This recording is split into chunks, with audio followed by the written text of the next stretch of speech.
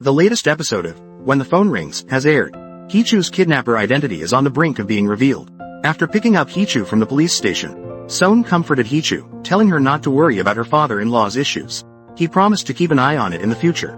Hichu couldn't hold back her tears and broke down crying. Son was taken aback. Hichu finally made a sound. "You look ugly when you cry." Since he had to have dinner with family members, he took Hichu back to the hotel. But before that, he needed to talk to her.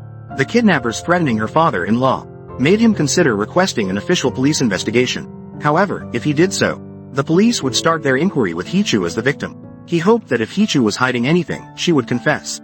Seeing her hesitant expression, he became even more certain she was hiding something. Son could pressure Hichu to speak, but he chose not to. When meeting his parents, Son's father became angry at the sight of Hichu. Other candidates had family members supporting them, even showcasing their pets on camera. But Son had to move out and stay elsewhere, unable to show up. The more he thought about it, the angrier he got. Feeling tricked by Chairman Hun into marrying his flawed second daughter, Hichu, his tone was full of disdain for her. This was too much for Son to tolerate. He opened the door, and the person outside handed him a camera. It was taken from a paparazzo snooping outside. He knew full well this was orchestrated by his father. The election campaign was the next day, so Son joined his father for a meal. He formally announced his participation in the campaign. Son declared that whether he joined the campaign or not was a decision he alone would make. This kind of coercion and threats should be abandoned. His father became enraged, throwing his wine glass. Fortunately, Son quickly shielded Hichu, preventing either of them from being hurt.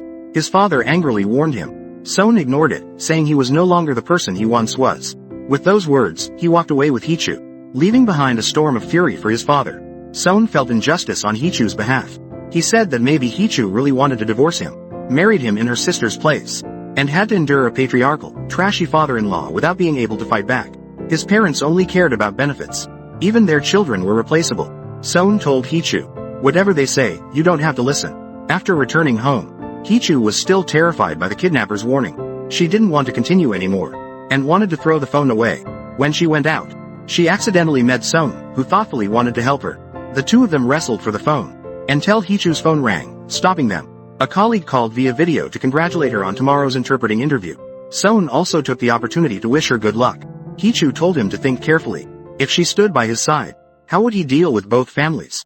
Son interrupted, asking how long she intended to be the obedient child, continuing to avoid things and miss opportunities, or giving up because of fear of people's gossip. It was her choice. Hichu was confident, telling Son he should consider the consequences. During the next day's interview, the interviewer asked for live interpretation via video. The test was based on one of Son's previous speeches.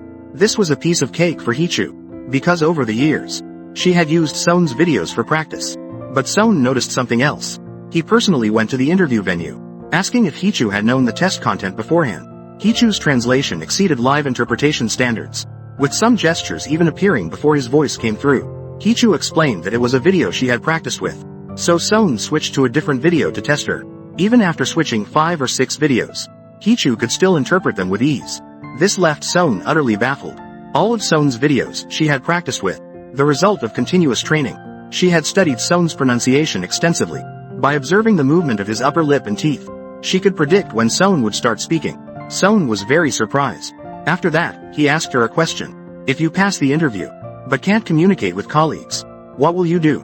Hichu thought for a moment, then said she could teach sign language to him, so that Son could verify if the interpretation was accurate. Despite such a perfect answer, Son continued to evaluate her. Even his subordinates felt he was being too strict. Son talked for a while, then asked Hichu to interpret this immediately. "There's a married couple here. The two live together, but cannot open their hearts. If they could be more honest, if they could be true to themselves, would things have turned out differently? If they start making efforts now, can they live like a normal married couple?" But today, this same couple seemed to be playing a game of wits, guessing each other's thoughts. Ironically, their appearances are strangely similar.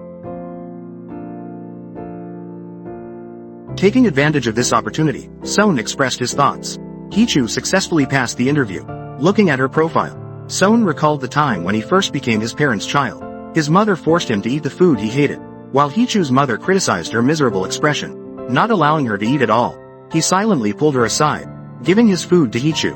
It was on that day that they learned each other's names. When did you grow up like this?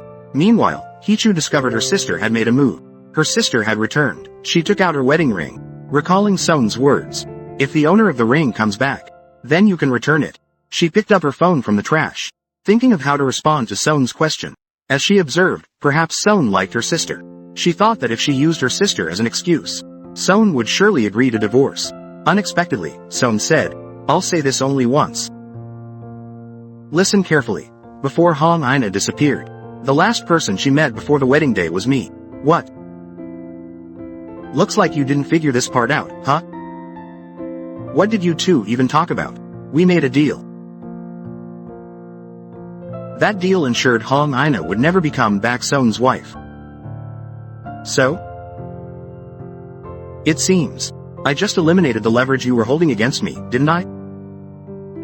Hichu was utterly confused and deeply curious about their deal. In the blink of an eye, it was the 75th anniversary celebration of Hichu's family company. As soon as she entered the hotel, her mother pulled her into a room. Her mother asked why she had transferred her father to a different nursing home. Realizing it was Seon's doing, her mother was shocked. She hadn't expected that Seon would discover Hichu wasn't the chairman's biological daughter. She worried about what would happen if the chairman found out. Her concern completely disregarded her husband's condition, and her coldness shattered Hichu's heart. Later, in the restroom, she overheard some women gossiping about her sister. They assumed the person married to Seon was her sister. When it came to Hichu, they dismissed her as just Ina's shadow, speaking about her with utter disdain. Their words deeply hurt her. Heartbroken, she went to the rooftop to drink. Then, under the guise of the kidnapper, she called Seon. For someone mute like her, this was the only identity under which she could speak freely. She asked Seon, "How do you feel about the bride changing from the sister to the younger one?" "It's all the same to me." Hichu laughed at herself for being invisible, like an attachment to Ina. What's more ironic is that while she wanted to leave, she hesitated, cowardly surrendering to money. Unexpectedly, Seon said, "She's someone who observes carefully. She doesn't lack communication skills. People are often rude to her first. She doesn't bow down to money. She just loves her mother too much. In the past, I was always surrounded by greedy people. Their boasting was exhausting."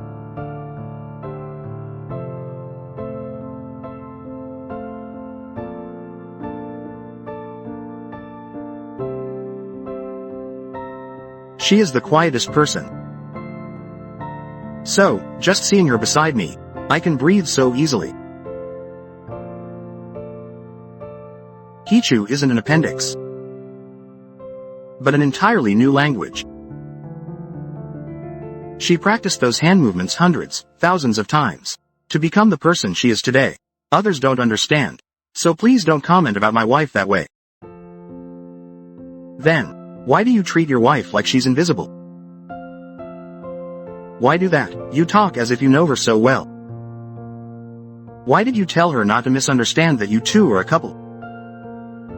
What Hichu didn't expect was that Seon had also come up to the rooftop. The two locked eyes.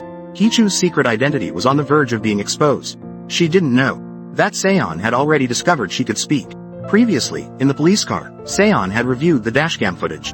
In it, Hichu had shouted loudly, demanding to get out of the car, leaving Seon with mixed emotions. That's it for today's episode. Please hit follow to stay tuned for the next episodes.